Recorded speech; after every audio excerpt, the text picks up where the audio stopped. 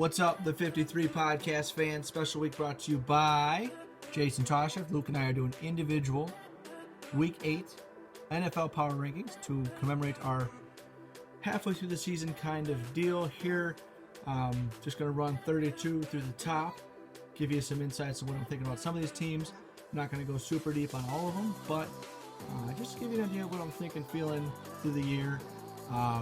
What we'll do in the next day or two, too, as well, is Luke and I will then hop on, talk about our list a little bit, and kind of come up with our own list like we did for the fantasy football rankings for by position. So if you enjoyed that, I think this one's going to be right up our alley, your alley, rather. And should be a good way to kind of talk about expectations throughout the rest of the season, who we're thinking is going to be in the playoffs for sure, what we expect out of some of these teams. Other ones are going to be pretty obvious, other ones we're not going to talk about. So let's get into it. I have a couple of categories here that I broke them down into. One section that I'm excited about is contender versus pretender. What are they this year? We might talk about that in the coming episode. Hint, hint, maybe. But what I decided to break mine down into this week are, they're not necessarily evenly by, numerically. I got a 4, 4, 4, 4, 4 all the way up. So I got my teams that are very bad.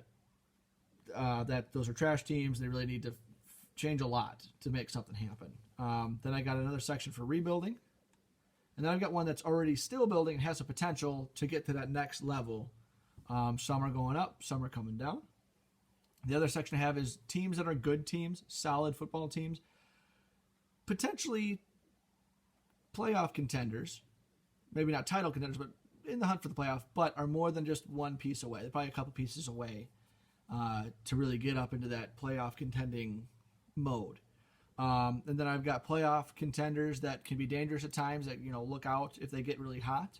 And then I've got some ones that are like, these are clearly our top 5 or 6 teams that are fighting for a title, that are elite, row the boat, Sky-U-Ma, go Ghosts, that are elite at what they do, that are consistent teams that I think we can count on the rest of the year. Without further ado, I have at 32, you all guessed it, the Green Bay Packers. No. Although I would love to say that I'm waiting for the day that I can say that it is just not this year. The other team in green, I'm sure Luke and I will be in tandem on this. The New York Jets. What the heck? I mean, are they going to tank for Lawrence? What do they do with Sam Darnold? Gase is brutal. He's an offensive mind, offensive guru, and he hasn't had an offense over 25th ranked, even back to his time with the Bears. So not a lot to work with, not a lot to get excited about. They're in New York. I guess I'll keep that theme going into the 31st, being the other team in New York, the Giants. Saquon got hurt, but is Daniel Jones the guy? There's some potential, but a franchise guy, no. I'd be looking at somebody else coming up here. I would not go ahead and extend him, not extend him, but sign his 5th year. Defense seems to be coming along. Shout out Julian Love out of Notre Dame, Nazareth Academy. Good luck, kid. Keep balling. But not a whole lot to get excited about here either. Good luck, New York fans. Number 30, Jacksonville Jaguars. I know the Minshew mania is a sexy thing. It's not working out. There's not a lot of talent on the roster, so whether that's Minshew's fault or not, it's just the team is not great and not a lot of potential. I mean, the Illinois State running back is it James Washington? James Robinson? I don't even know. There's some talent there, but not enough to move the offense. They got some potential talent at receivers, but no clutch gene. A lot of drops. They got some big play potential, but they're not consistent or threatening enough for defenses to really respect them. So we'll see. And the defense sucks. You let a couple of great pass rushers go. Jalen Ramsey was gone a couple years ago. Long gone are the 2016 and the 2018 Jags, whatever which ones played Brady in the playoffs. 29, Ron Rivera's Washington Redskins. Quarterback issues, staying healthy issues. A lot goes into trying to change a culture. I still think they're heading in the right direction. They're in games, at least till halftime, but they got a lot of work to go to get themselves back into the meat of things and being, potentially scary. 28. Are we sure that they still damn boys? Dallas Cowboys suck. Without Dak, they are atrocious. Without Andy Dalton, they are a joke. They are a JV team. Sorry, DiNucci. Much love. I know you came from a small school and then to Pitt, but that was bad. And, I don't know what else to say. The offensive line's beat up. I get that. But Zeke looks very average behind this line right now, and the defense is 100% porous. So, one team that is going to be just in line with the Cowboys for me is going to be the Falcons. I gave them a leg up just because, unlike the Cowboys now, the Falcons can pretty much outscore with anybody.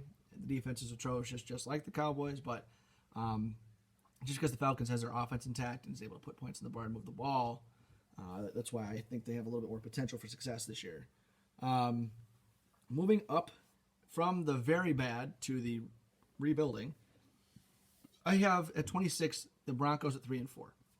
Now they've been banged up all across the board. They started the season off without even getting to have a game with Von Miller. They have injuries all over the offense. Tight ends banged up. Cortland Sutton, their best receivers, out for the year. Issues with Melvin Gordon. Issues at the quarterback position with Locke getting hurt. So if they actually get healthy, put together, I think this is a good team. I don't know who they're expecting back this year, but I do think they're going to end up winning some games. So 500, not likely, even though they are 3-4. I know they got a lot of divisional games coming up. That's why I'm saying not 500. But we'll see. Same answer for the Detroit Lions at 25. Now, they're a little bit higher than I thought they would be this year at this point in the league season. They're 3-4 also. Stafford is still doing Stafford-like things, choking on command, and yet still keeping him in other games. A lot of injury at the receiver position, so that's been inconsistent. Galladay went down again this week. Really bad defense, very Detroit Lions-esque attitude. I don't know why Patricia still got a job. Trying to be not biased, but it's really hard because a lot of this is true. 24. Really exciting pick here is the Bengals. Cincinnati Bengals. Joe Cool has brought them to 2-5-1, which is not a sexy record, but I mean, really, he's the bright spot here. AJ Green looks to be on the back end of his career, or at least his time in Cincy. Uninspired football is what we're seeing. Mixon's banged up, but producing when he's in. A lot of work to be done on that offensive line and the defense. But they're in these games, to win these games because of good quarterback play. And the teams that are the best in the league right now are the teams with the best quarterback. So, if anything, he's raising the ship a bit. So, it'll be fun to watch. They're going to be in a weird draft spot. They're going to be like 10 to 15, I would think. So, hopefully they can find something, a good piece to add and kind of go from there. But keep an eye on the Bengals. 23, I have the Houston Texans. They are 1-6. Brutal record. GM and offensive coordinator and head coach change, all one guy, but a change midseason is always tough. Defense sucks. They've got some weapons on offense. I just don't see, with Deshaun Watson being as good as he is, I don't see them not winning at least 3 or 4 more games. So that's 5 wins. That's bottom third. I think he's going to be able to do 1 or 2 more than that, to be honest with you. I'm not saying 500, but maybe a game or 2 under. Really optimistic. More likely 5 or 6 wins, but I just feel like there's more potential on this team than anything. It's just frustrating to watch and see them actually unsuccessfully realize it. So 23, that's kind of in the middle third, which sounds about right. I think in the next tier of teams, we're still kind of in the rebuild thing, but they could play and beat any of these teams in the next few, above and below. So, I mean, really, game of inches, right? 22, I have the Philadelphia Eagles. They are leading the NFC East at 3-4-1. They beat the Cowboys last night, so that kind of gave them a little bit of a cushion at 3-4-1 atop the division. Again, a lot of injuries, inconsistent play. Carson Wentz is trying to do it all himself, and it's causing bigger turnovers, a lot more issues, a lot more deficit, I guess, issues, a lot more deficit for that offense to play in game. And it's really hard to scheme a game plan for that, no matter how much talent you have. Unless you're the Chiefs, I guess. But they don't make those mistakes. With that, Dallas Goedert's coming back. I don't know when Zach Ertz is coming back. They're missing most of the receivers all year. So really, 3-4-1 is pretty impressive with a lot of practice squad guys in the backfield as receivers. They've been shuffling the offensive line left and right. So to be 3-4-1 ahead of the division, have that as your story. Could be worse. So, 21. This team shot up the rankings. I'm sure Luke is very proud. I have the Vikings at 21. They are 2-5. Bad record. Came off the bye, and they found a way to win against the 5-1 at the time Packers. Not just win, like eke out a win. They convincingly won that game. They ran all over them. Dalvin Cook was a stud. They were more consistent on defense. They did not let up the big play like they had in week 1 or 2 of the year where they played at home in the Viking Stadium. Cool thing for the Vikings too, they also played this outdoors, really windy weather game at Lambeau. So good for them. Hopefully that's a point for them to stick. I don't think that is anything to get excited about playoff wise. They did trade off their pass rusher Yannick Ngakoue. They shut down Daniel Hunter. I know some of the rookie corners are banged up, so some things to get excited about. They got another treasure trove of draft picks, something to look forward to. I don't know if this is one of the things where they should start tanking. I never believe in that, but who knows what Spielman's going to be into. They do have a lot of picks coming up, so that would be valuable. I worry about the cancer of the thought of, well, losing's okay just to get better next year. No, I think you really should try to win games. So we'll see, but if they do that, they could end up, like that 15 to 20 range for a draft pick, which is not ideal. But we'll see, at least not for a rebuild that we're kind of feeling like they're going to get into. With that, number 20, I have Cam Newton and the Patriots also at 2-5. Now, this experiment is still ongoing. I don't think the jury is out. He had a couple of great games to start. COVID, injuries, a couple of bad games of late, especially, well, the whole team, but especially for Cam, which is where a lot of these issues are highlighted at the quarterback position. Now, if I match them up against 2 or 3 teams up or down from them, I think they can win any of those games. Will they? I don't know, but I don't doubt. With the talent that they have, which is not much, I still think they can find a way to eke out wins being well-coached, disciplined, and smart. Sounds like a Belichick team, right? So I don't see them winning the division. I don't see them making the playoffs right now. They still have some tough games coming up. It's going to be weird not having the Patriots in the playoffs this year. We'll see what Luke's got to say about them. I know that was his guy, Cam, going into the Patriots and seeing that, but when you don't have talent around you, it really shows. So, number 19, we're almost coming up to halfway here. Number 19, I have the Miami Dolphins, same division. I have them at 4-3 right now, which is really encouraging because last year they scrapped together a couple of wins towards the end. Didn't really do much from last year as far as their outlook on the season. Probably cost them a couple of draft pick slots, but like I mentioned a couple teams earlier to the Vikings, losing games just for the sake of losing games and tanking is a cancerous mindset for your team, so I'm good for them for winning. The big controversy being Fitzmagic playing his best football right now and benching him for Tua. I don't like the politics in that. I understand that they need to know what they have. Was it number 6 overall or something that they drafted him? They need to know what they have because they could be in a position to have one of the elite quarterbacks drafted next year as well. Do they want that? They're going to have the Houston Texans pick, which is why, even if they're 500, they're going to have probably a top 5 or a top 3 pick. So it's a business decision. I get it, but I don't think that's good for the team. And they've already gone ahead once this year between Fitz and Tua, and they've kind of intentionally divided the locker room because you need to know who they're supporting, who they're behind. Now, if it was something that just won the job, Tua, great. But now that it's coming in after Fitzmagic is playing well, something to watch. Now, this is going to be probably my biggest reach here. I think the Chargers are a good team. I think they're worthy of the 18th slot. That's right, just under half best in the league. They're still 2-5, but you look at some of those wins that they didn't get. So obviously some of those losses.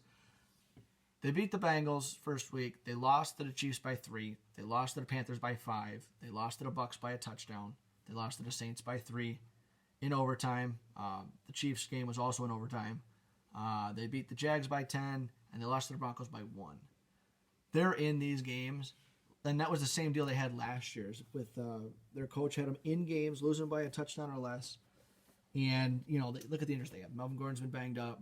Bosa's been banged up. You've got Derwin James out for the year. You've got Austin Eckler's been out for a while on IR. Should be coming back, but we'll see.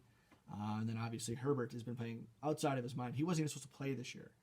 We don't think. But look for them. They can probably come up with a couple more of those wins. I still think they can beat half the teams in this league. That's why I have them half ranked. I have them right in the middle. So 2 and 5. I'm sure Luke and I are going to disagree on some of those things just as far as the number. I'm sure we'll have similar points, but something to think about when we come to our next episode. 17. I got the Panthers at 3 and 5. Same kind of deal as the Chargers. They've won some good games. They weren't expected to do this well. 3 and 5, obviously not well, but Teddy and his receivers are coming on strong. The defense has got a lot to really figure out, but they're 3 and 5, and they haven't had McCaffrey most of the season. You add another weapon to that. They've got a three-headed monster in the skill guys, and then add Teddy. I mean, the offense could be more than we ever thought for this season. So got them at 17. 16, midway point, Cleveland Browns. The Browns still suck. We talk about them too much. Another injury to Odell. Baker's not great. He's probably not even that good. Wildly inconsistent. What else is new? Stop talking about the Browns. Number 15. Kind of coming in the building as potential type teams. The Raiders are 4 and 3. A couple of big primetime wins against the Saints early in the year, and they beat the Bucks. So there's potential, but I think they're going to be that team that's got talent, but they're going to play up and down to whomever they're playing, and that's never a good way to play. So a team with some health issues. Defense is a sieve. Gruden experiment. I would say 10-year contract. Obviously, it's allowed to continue, but I'd say it's allowed to continue for now. They need to do another couple good drafts. They need to stay consistent. They need to find their quarterback because I'm not sure they're sold on Carr. And team to watch out for. I think they're probably going to ruin a couple people's playoff chances more than they're going to help their own. But I still think it would be an interesting team to watch. I wouldn't say they're fun, but look out. I'm interested to see how they play the game. Number 14, Indianapolis Colts. 5 and 2. A lot of inconsistencies. The defense is good. It's solid. It is performed well. It has done well for the team. Offensive line is still great. They're really trying to find an offensive identity still, in that the offensive line has been good, but the running backs have been inconsistent. Receiving game has been minimized. T.Y. has been slumping. I think he got hurt. Pascal and Campbell, I don't know. They've got 3 tight ends that are interchangeable, but don't overly produce. Clock management is their thing. It's basically, are they going to shoot themselves in the foot on offense or not? That is up to Philip Rivers. Playoff team, yes. Sexy, no. Scary, no. Solid, yes. 13, I have my Bears, a team still desperately searching for identity. Some pretty damn good defense, especially in the red zone. Offense, you've got one weapon in Allen Robinson. You just had played with one starting offensive lineman for most of the game against the Saints that you just lost. Lost to a couple of good teams, don't get me wrong. You got the Colts, you got the Rams, and you've got the Saints that have been your 3 losses. But we got to figure the offense out. I don't think that happens this year. Nagy needs to focus on being the head coach, and not the play caller. He blew that game just on coaching, let alone bad play calling. The timeout late, a couple of character issues. Obviously, it's tough to win when you've got 4 backup linemen in there on offense. Try not to rant about them, but I don't love the projection. This is a market correction for their record. I still think they're going to be a game or 2 over 500. 5-1 was a pipe dream, and it was cool to ride it while it was high, but you just knew, you put the curtain over everything with the rose-colored glasses. You knew these issues that we're talking about now, you knew coming into the season we're probably going to have the same issues. So there's no way Foles was the savior, yada, yada, yada, all the down the line. So they're 13th. I think they're going to be a wild card spot contender for the NFC North, especially given some of the teams we're talking about. I don't see a lot of disparity there. 12, the Rams. Rams and the Bears, I said this last week, and Luke was giving me crap for it. Rams and Bears, both 5 and 3. Record aside, Rams beat the Bears pretty handily, but then they get smoked by the Dolphins. I mean, they only played the NFC East before that, so I think there's going to have a lot of identity issues. They know their schemes, but how consistent and how solid they're going to be, and they don't play well in outside of warm weather. Bears and Rams are going to be very up and down. They're going to be very streaky. I find them to be very similar. So that's why they're 12 and not higher. 11, the 4-4 49ers. They need to stay healthy. I think with Garoppolo and Kittle back on IR, they've got like $80 million on IR right now for their roster. So the fact that they're still 500 blows me away. They've got too much talent to be bad. It's just keeping them healthy. They're well coached. They're disciplined. They're a hard-nosed football team. That's all I can say for right now. I think they're one of the last teams that's more than a couple pieces away. Some of those pieces are on IR. Some of them, a little bit more explosive in the passing game. We'll see how the rookies do. Ayuk and I forget the other guy's name at the moment. But still got some potential. I think they're a little bit more well-rounded and solid, even with the injuries in some of these teams. 11th, because we don't know if they're going to come back healthy or the same. Number 10. Now we're in the top third. Talking the Saints. 5-2 New Orleans Saints. They are without their best receiver, Michael Thomas. They're out with their second best receiver, Emmanuel Sanders. Alvin Kamara is a stud. He still put up 25 fantasy points PPR and did not score a touchdown. So he's just gaining yards. Can Drew Brees stay healthy? Big one. Maybe we get some Jameis Winston time. That'd be cool. Stretch the field, but we'll see. The defense is inconsistent. They can make plays at times, but they're going to be a little more streaky than we thought. I think they're coming into the game last night before they went into overtime with the Bears and won. I think they were 7th overall or something pretty close to that. So top third defense, which is nice. They've been improving. If they get hot and healthy, look out. They might climb up a spot or two. Number 9, Buffalo Bills, 6-2. Love how they started the year. Josh Allen taking the league by storm. Stephon Diggs is a stud. Defense is solid. Now we're halfway through the season. They're 6-2. Josh Allen has not played great as of late. Why? They've got more film on him.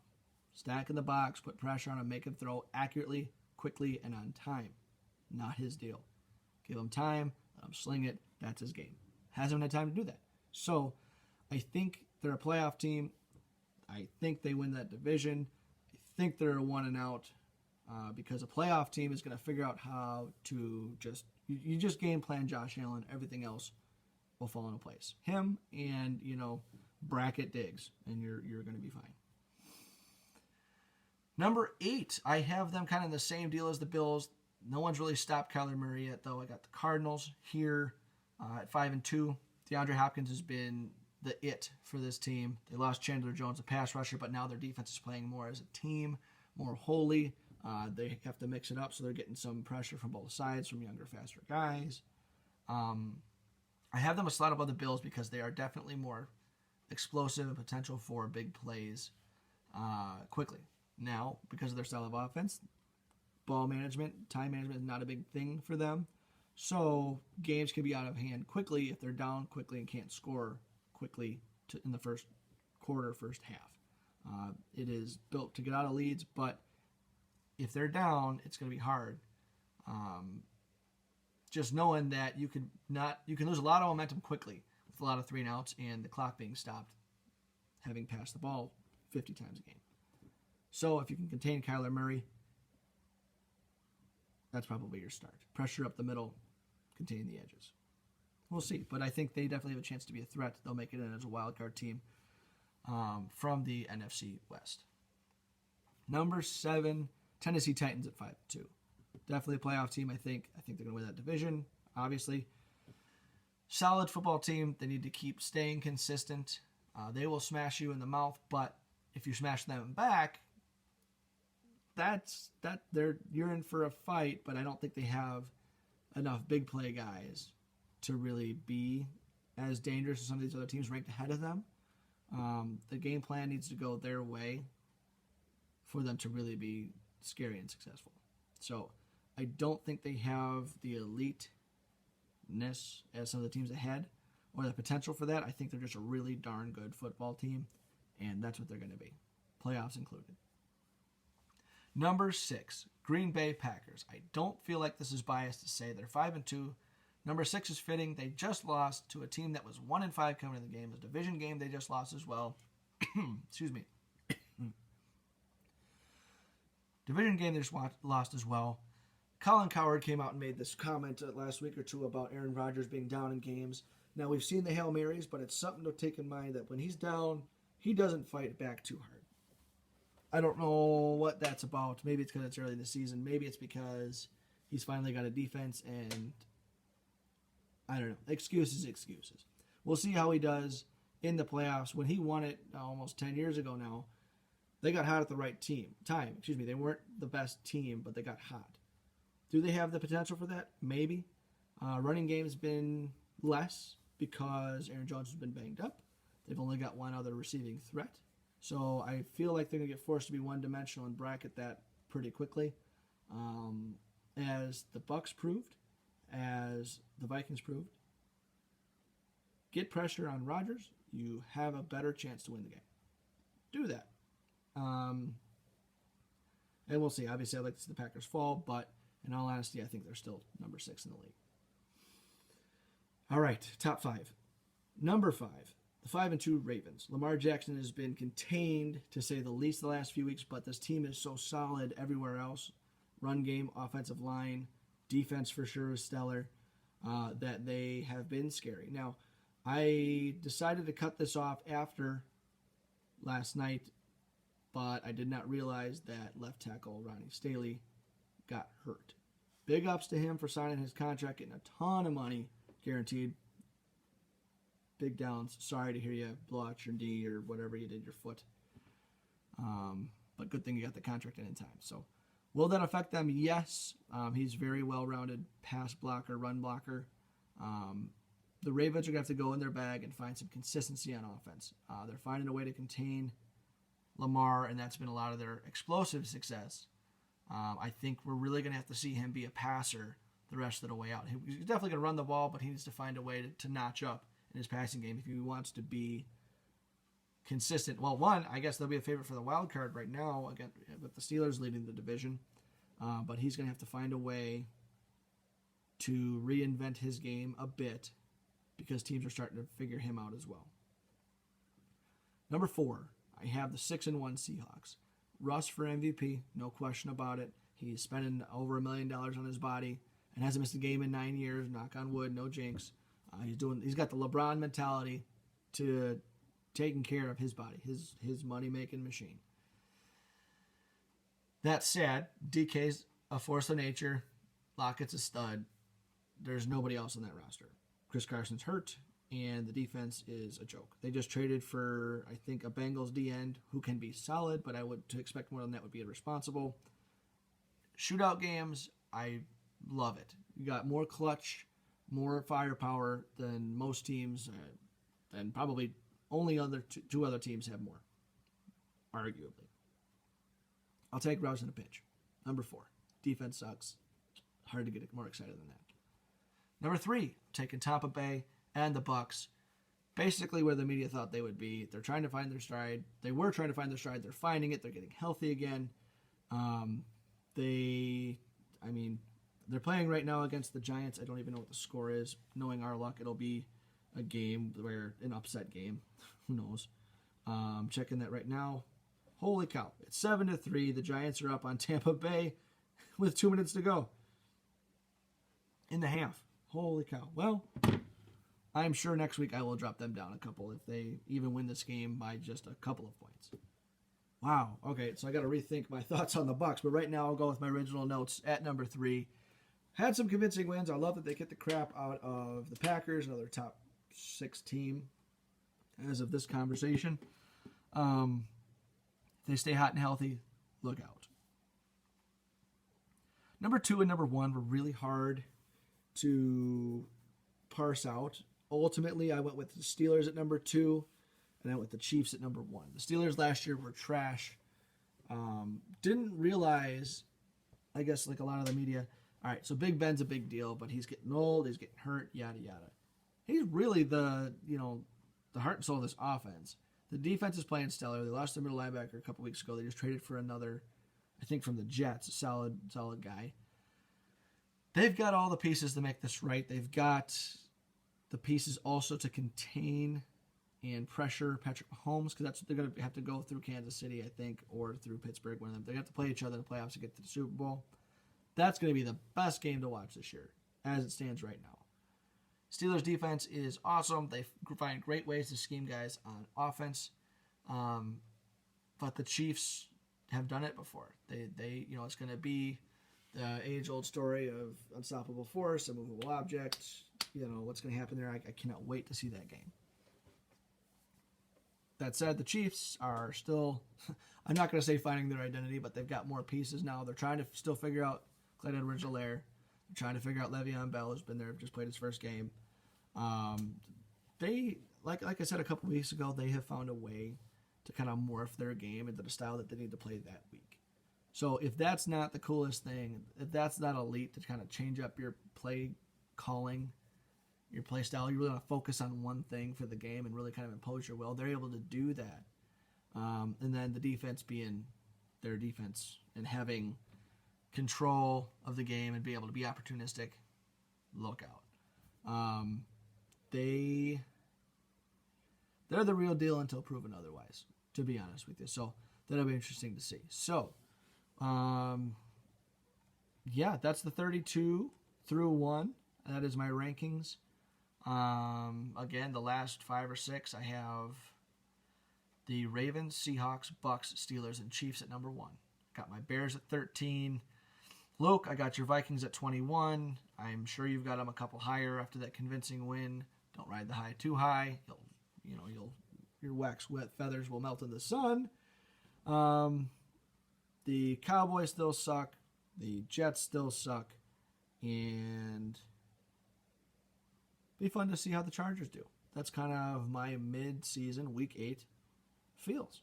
And after just going through this, I want to know what Luke's got going on, and I am excited to have a little bit of back and forth with him the next day or two about our rankings.